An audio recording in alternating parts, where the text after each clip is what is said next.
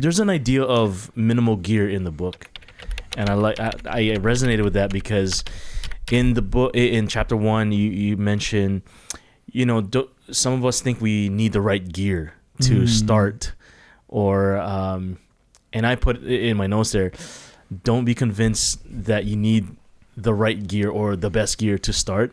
You just gotta go. And it seems like that's what happened with you guys. It's just you went and followed your calling, and the spotter just showed up out of nowhere and give you a bunch of equipment. Like, you don't need the best. I'll give you what you need. And that really resonated because I'm coming from the videography world and photography side.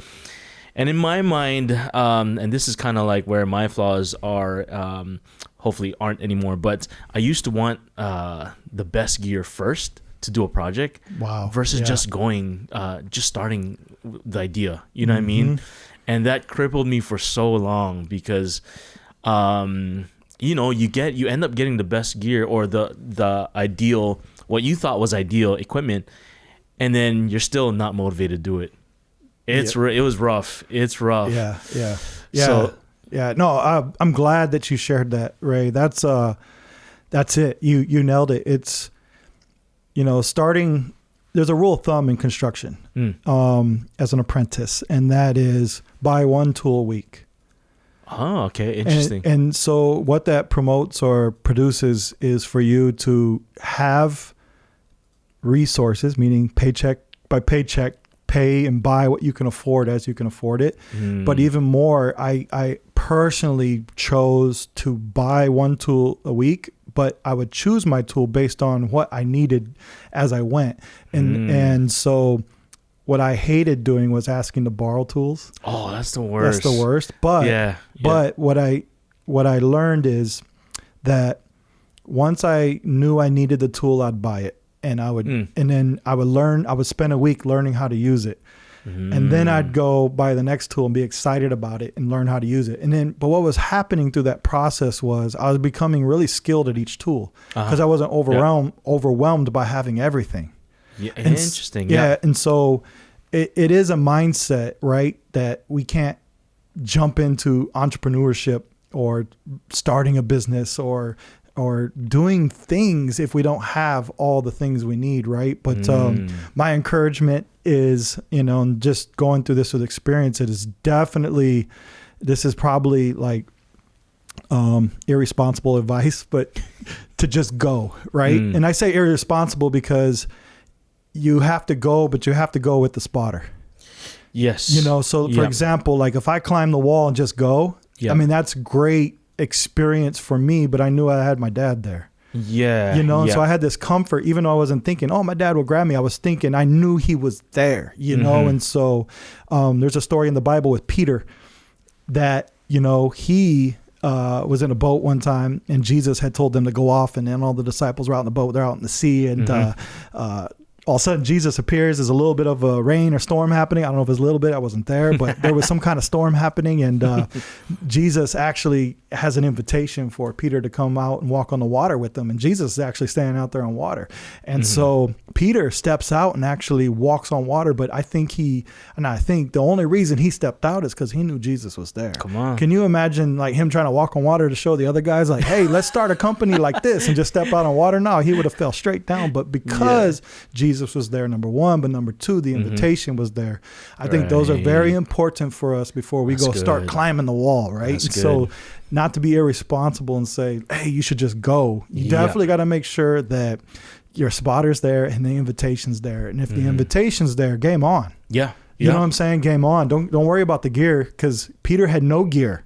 Zero when he stepped out. There was nothing there to protect him from falling.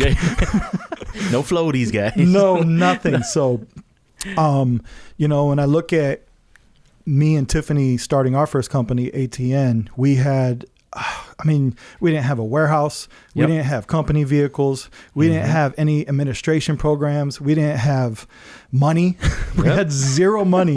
Let's just make that clear. I had zero. I was laid off. Unemployment at 66% of your natural pay was coming in. So we're already suffering down 33.33%. And so it was already hard times. And for us to even consider going into a business was just like Peter stepping out on water. That doesn't make sense. Like, but if Jesus is there and the builder of all things is out there and he gives you the call and you feel it and it's pulling and everything's aligning and there's a flow, you there's a moment when you realize those things are right there. You step out. Yeah.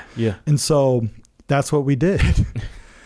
We stepped out. And, my encouragement is like any business that comes around, same with the tools, and the rule of thumb is like, situations, if we knew all the things and had all the things, we wouldn't have gone through, certain hurdles and certain storms of our own, but we never would even had the hurdle or the storm to face if we never even stepped out. So, it was part of that spotting growth of knowing, okay, we're learning what programs to use. Okay, now we master that program. And now, I didn't know we had to do this administratively. Okay, boom, we got to do this. And so, I didn't know we should save this much for taxes, boom. Okay, we're going to put this in place. It's smarter to have multiple bank accounts, not just one. So we started naming our bank accounts for different, areas of splitting that out. I didn't realize we should have multiple project managers, I didn't realize we should have somebody hire and get the phone. So we just started buying one tool at a time in the metaphorical way of speaking, but we just started learning okay, if we're walking out in water with the builder of all things, it's that faith that's keeping us standing and that learning, right? And then any time that we did lose focus or inexperience of walking on water, just wasn't there. Yeah, the same story. Peter sank, but as soon as he sank, he knew who he can call on, and he'd called, and immediately, the Bible in the word scripture, it says immediately. Immediately.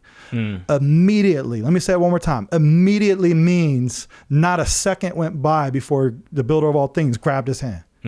And even more so, I feel like the fact that Peter had an opportunity to even cry for help showed that he wasn't bubbling yet. And what I mean is there's a level of water where your head and your mouth go under. He didn't bubble yet and trying to scrape. He actually was still clear and was able to articulate, can you help me? So that means his mouth was still above the water. And that means when immediately came, he saved Peter before Peter's mouth went under, just like a spotter. Just like a spotter, when I was explaining that weight coming against your chest, at that moment where you feel like you're going to break, the spotter grabs you immediately and pulls it up. And so my encouragement to somebody who wants to jump into this world of entrepreneurship, yes, if you have the spotter, builder of all things there, and he's calling you, go, and he's got you. And you'll learn along the way. You'll have, step out with the minimal gear.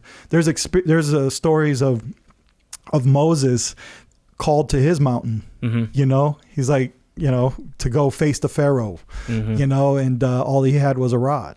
That was his minimal gear. He was like, he even told God, he's like, hey man, I don't know what do I say? He said, don't worry about what to say. I'll provide that. Hey, just go. And then you got Joseph who, had to face the Pharaoh coming out of prison and explain a dream to, and that's all he had was just dream interpretations.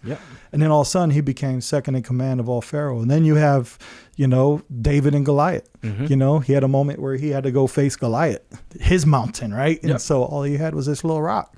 And now he became king and ruler of the land, one of the greatest warriors of biblical times. So, these stories are great examples that don't worry about the gear, man. Worry, if you have any, I don't know if worry is the right word, but your direction is the builder of all things there? And is he calling you? And if so, let's go.